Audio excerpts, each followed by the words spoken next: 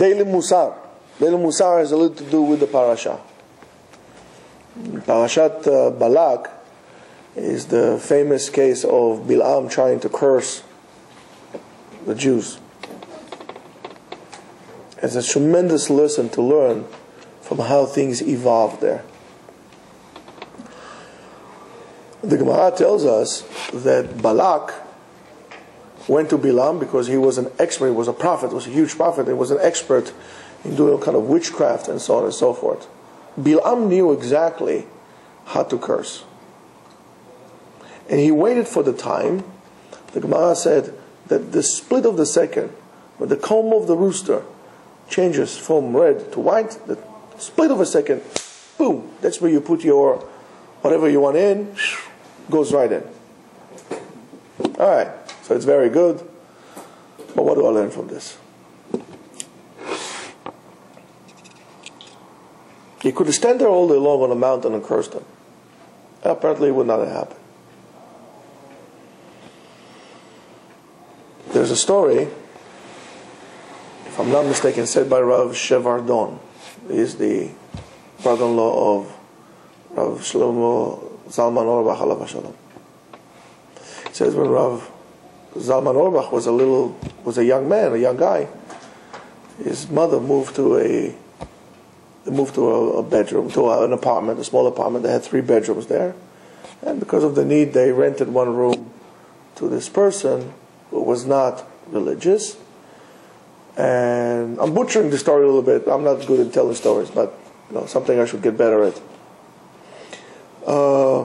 But the condition was that that person is not going to violate Shabbat. He's a Jew. He wasn't observant. He's not going to violate Shabbat. That was the condition. The guy said, okay. He was into agriculture, some kind of a doctor in agriculture. And to make a long story short, one Shabbat, he started writing. So the mother said to him, the mother sits there in the corner, and she's upset. And she says to her son, Rav Shlomo, of Zalman Auerbach, she said to him, go to this guy and tell him please to stop being Mechalel Shabbat. Tell him to be quiet. To stop being Mechalel Shabbat, because it's a violation of our agreement. So Rav Zalman Auerbach, being a gentle person that he is, went to the room. When he see the guy is writing, he says to him, if you please, you could stop writing because it's a violation of Shabbat. And the guy said, okay, I didn't know that it's a violation of Shabbat, but fine, not a problem. So Rav Zalman turns around and about to walk out of the room, and the guy said to him, you probably think that I don't believe in God. But I'll tell you that. I believe in God just as much as you do. Rav Auerbach turned to him, and he said to him, at World War I, it was during the war, World War I, the war over there was in trench war. You run with the bayonets, or you shoot each other, and this is how they fought at the time. I was fighting. And it was a horrible experience. You know what it is, and you have people charging you with bayonets or shooting at you like this. It's terrible. You have to load your guns. It's crazy. So he said, it was terrible. And one night I says, God, if you're out there, show me a sign. Just show me a sign that you're there. Take me out of this place. At night they didn't fight because they didn't have night vision. That night there was one bullet that was shot from the other side into him. It hit him on his pointer, the trigger finger. Right here. One bullet. Boom! He said it was an excruciating pain. It was very painful. I was petrified. Nevertheless, they took me to the hospital. From that point on, there was no use for me to be in the front line. I couldn't use a weapon. I was back then. I said, when I come out of this, I need to do whatever I can to find out more about God on His ways. I was very excited. But then I came out of the army. I went to college. Took agriculture. One thing leads to the other. I got my doctorate, a PhD, and now I'm here.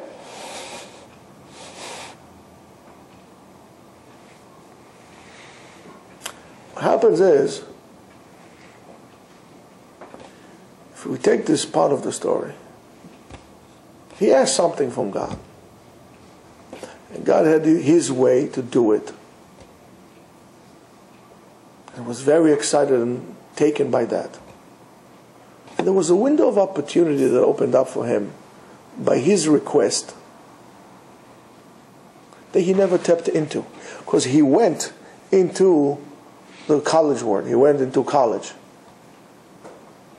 And that window of opportunity, one thing leads to the other, was closed forever. And he stayed the same ignorant person that he was. 20 years had gone by. So is to life.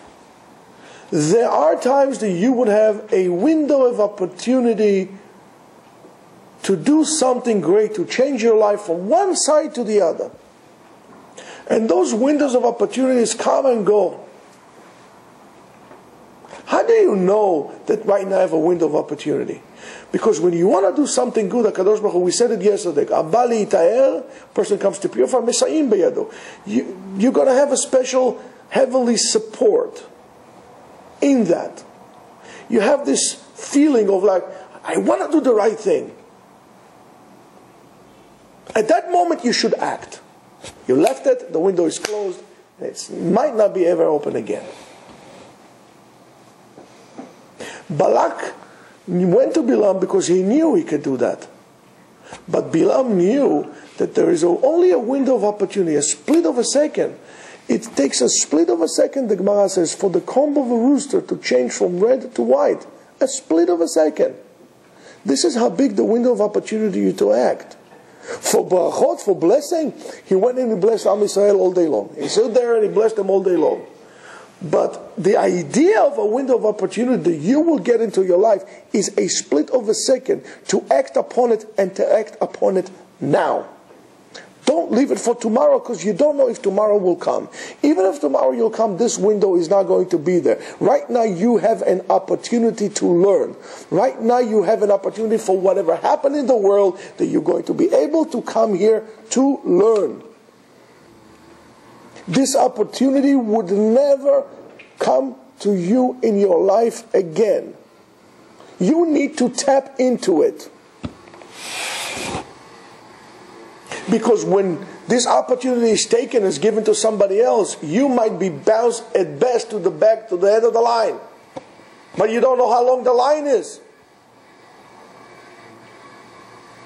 So when you make a decision to come and learn and not to come to learn, says, what do I really want to do? I want to learn. Get in, get your stuff and go. Don't say, let me just check my email. Just 2 seconds. How long does it take to take an email? Just 2 seconds.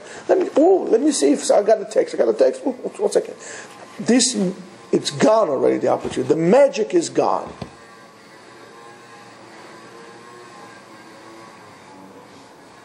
And to everything else, you see a person that you love, not love. You see a person that you say, that's the one. That's the one. And there would be times in your life you're going to say, that's the one, regardless of age. There could be age difference. There could be lack of physical attraction. There could be a lot of things, but you said, physical attraction doesn't make a difference right now. The age, she's older than me 3 years, or 4 years. Doesn't make a difference. That's the one. Like Adam HaRishon.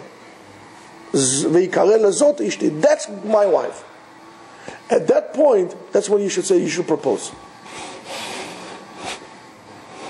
Then you're going to start, well, let me see, let me check, let me this, let me that. You know, she's a nice person, but I'm not so attractive. He's a nice guy, but he has too much hair on his face. It's gone. We see this also, an example like this of action in Pinchas, which is going to be next week's parasha. You know, after that, He saw something right to do. That's what he needed to do. He did it. He didn't ask questions. The halakha of Kanaim, he comes to bed and listen, I have a question. Let me see. The halakha says, there's a shita says, Beit Din says to him, it's okay, you can't do this anymore. Sit down. That's it. It's a lesson to learn. We always learn to be the kanai, to be the zealous, to be this, we did this. But we don't understand what does it mean to be a zealous person.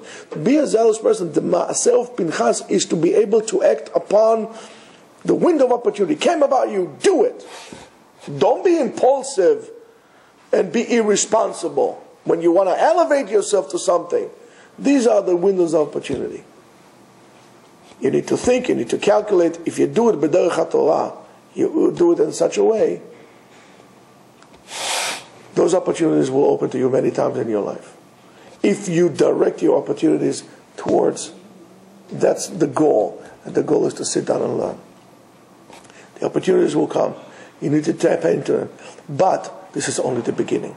Once you decided to tap into that, from this point on, you need to make sure to maintain it, because it could be taken away from you. But when it comes to barachot and this, not to klalot, when it comes to barachot, it's all the time, but you need to recognize the opportunity. Yeh Ratzon, that there are going to be many good opportunities open and coming our way. We should be able to tap into them, to recognize the good, and we'll be mekayem, natati lachem et tov ve'ra, chaim v'mavet, good and bad, life and death. And you would choose the good, you would choose life. Amen. Amen.